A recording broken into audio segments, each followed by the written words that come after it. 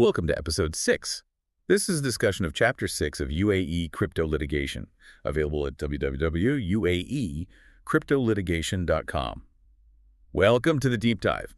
Today we're tackling one of the most fundamental risks in the crypto space. It really is. Undocumented transactions. I mean, when you send funds to someone for a venture without a clear written agreement, what is that transfer, legally speaking? Is it a loan you can get back?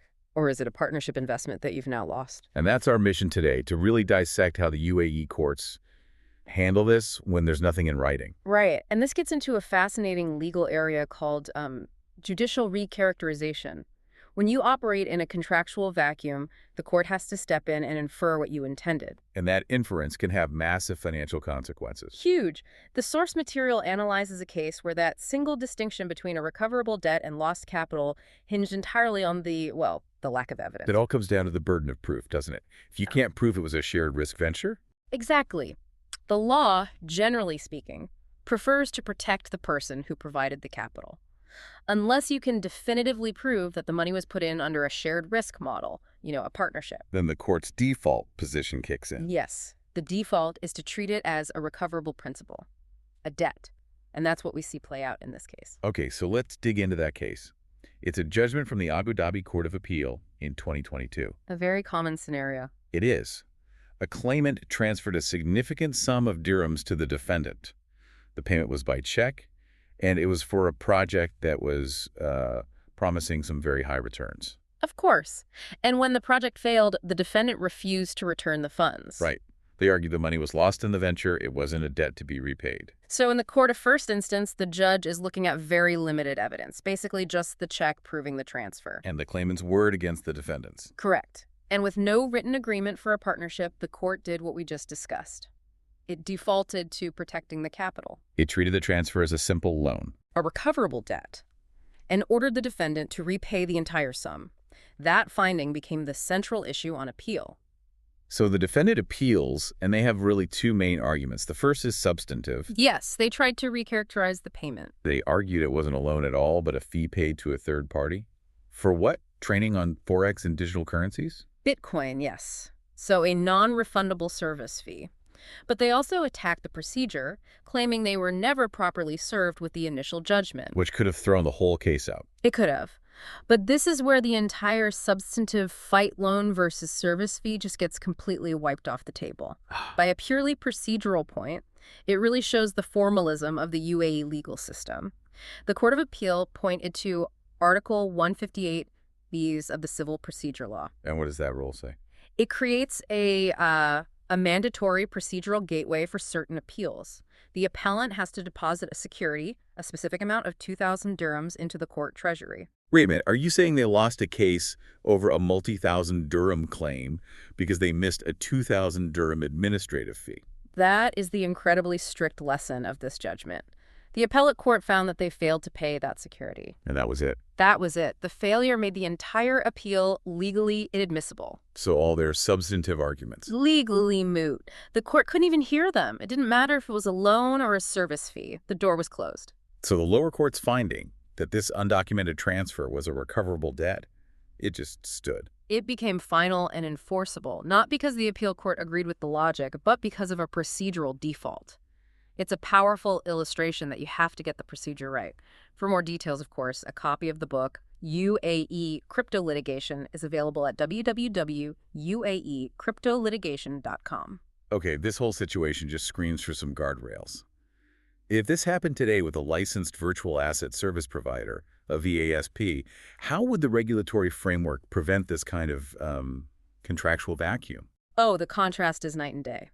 The regulatory frameworks from VAA, the SCA, and the central bank are all designed to eliminate exactly this type of ambiguity. Let's break down those layers. The case mentioned advice about a project. How do regulators handle advisory services? That goes to the heart of a VASP's advisory and promotion duties.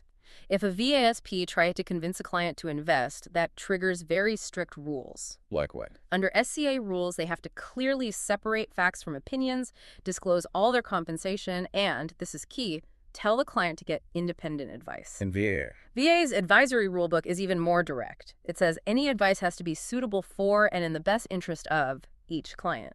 That forces them to document everything. And that deals with the advice part. What about the ambiguity over that supposed third-party trainer? That's also covered. The VAA Market Conduct Rulebook mandates formal written client agreements. So no more handshake deals? None.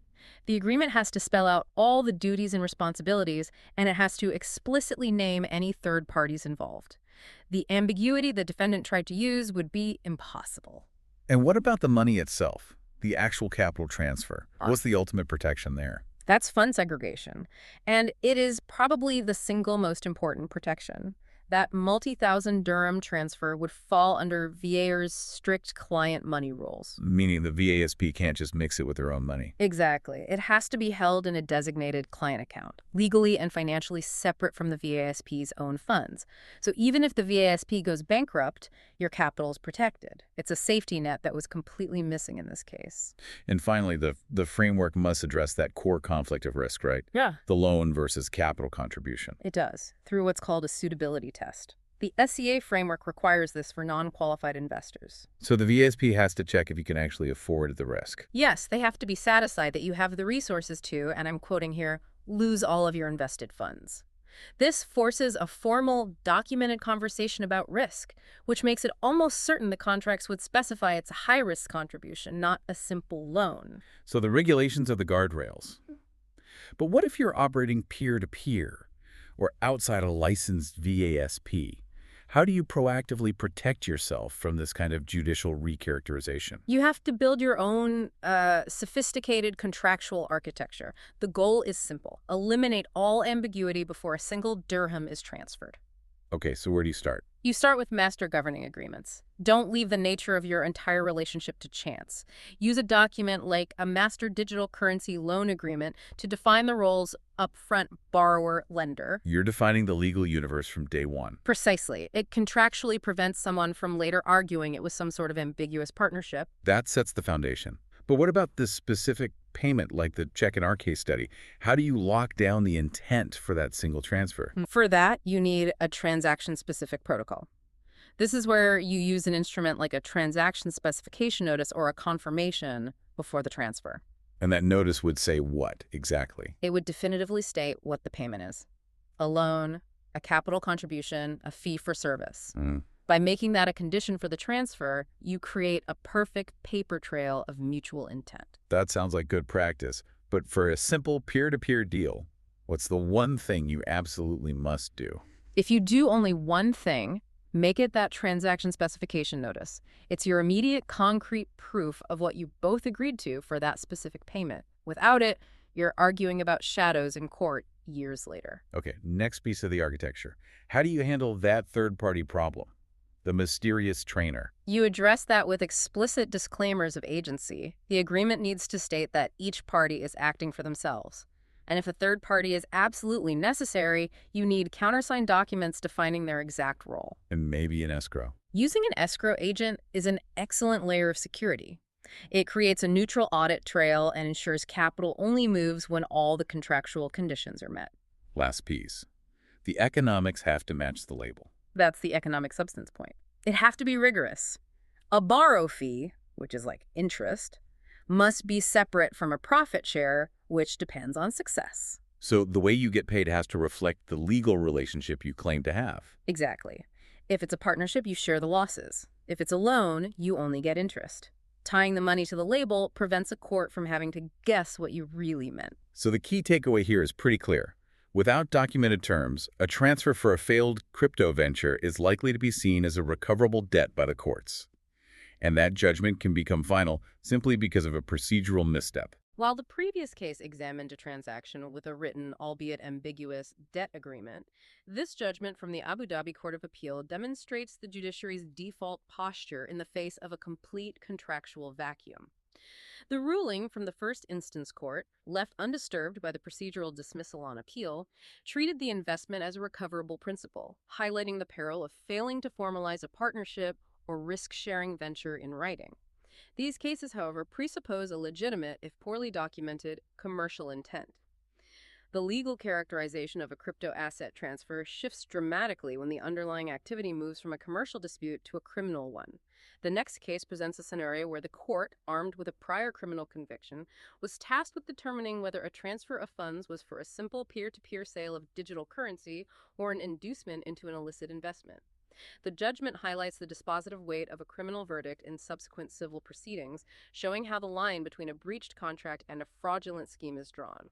That brings us to the end of our discussion on Chapter 6. This chapter structure is the standard methodology used throughout the book. Authored by Mahmoud Abu Vassal and drawing on analysis from over 100 judgments, UAE Crypto Litigation serves as an indispensable resource for those in the digital asset industry. To read the full analysis for this chapter and to explore the complete 7-part life cycle of a commercial dispute covered in the book, please visit www.uaecryptolitigation.com. The discussion in this podcast is for educational and informational purposes only and does not constitute professional advice or any other professional relationship. Please consult with a qualified professional for advice tailored to your specific situation.